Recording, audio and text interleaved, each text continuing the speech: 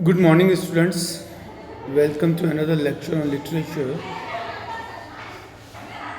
In my last lecture on literature, I was discussing Shakespeare's poem Remembrance, or popularly known as Shall We Compare? Went to the sessions of Sweet Silent Thought.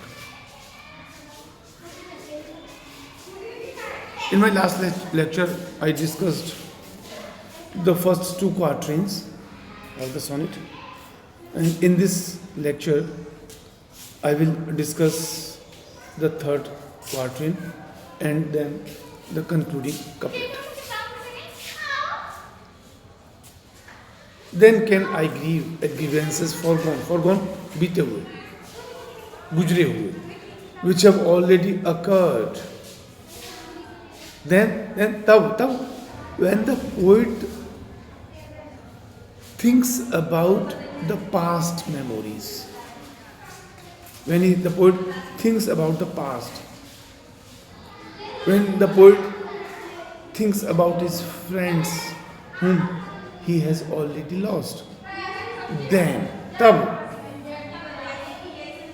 he grieves, he weeps, he laments at grievances, sorrows, losses,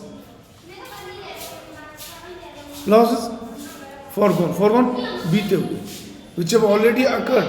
At that time, the poet mourns the loss of former friends, past friends, whom he has lost. He weeps for the sorrows which happened in the past.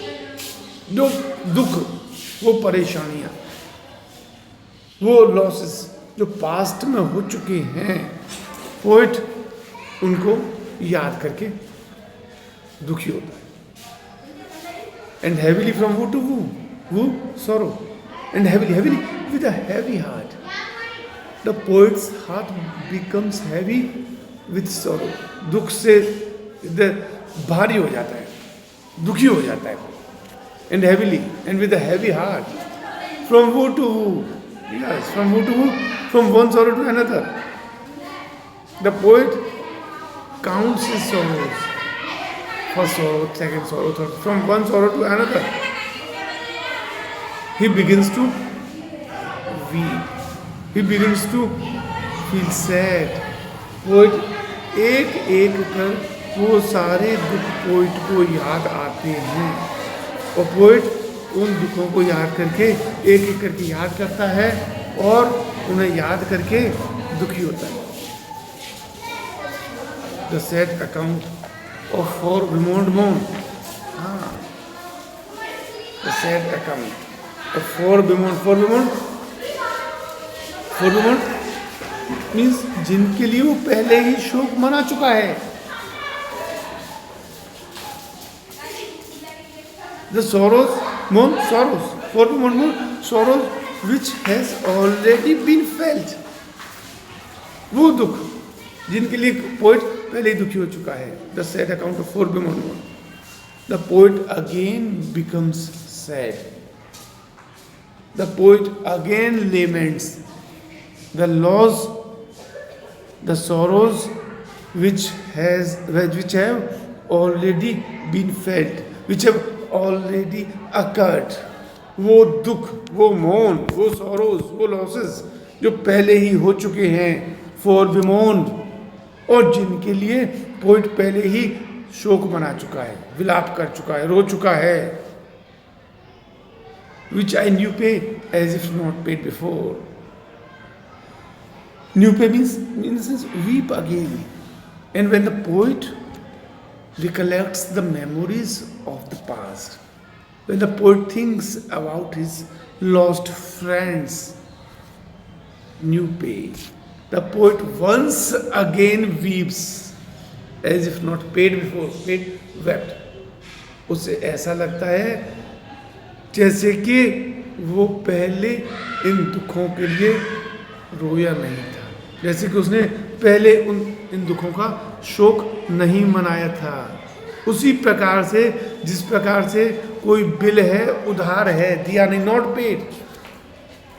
The poet did not pay at that time, and now he is paying after some time.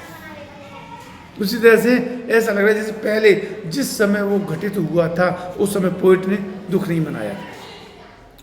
But if the while I think on the you dear friend, हाँ, but if the while so long as, हाँ, poet कहता है लेकिन जब तक, so long as the poet thinks about his friend, all losses are restored, पुनर्स्थापित करना। उसे ऐसा लगता है जैसे क्षतिपूर्ति हो रही, उसे ऐसे लगता है जब तक वो अपने फ्रेंड के बारे में सोचता है, उसे लगता है जैसे उसका जो भी नुकसान हुआ था, जो भी लॉस हुआ था, वो मेडअप हो गया है, वो उसकी क्षतिपूर्ति हो गई है। उस दोस्त की, उसके फ्रेंड की सिर्फ यादें ही उसे ये फील कराती हैं जैसे उसका जो लॉस हुआ था वो उसकी कमी पूरी हो गई। एंड सॉरोज एंड, और उसे याद करते ही, दोस्त को याद करते ही उसका जो दुख था वो दुख समाप्त हो जाता है। Thank you.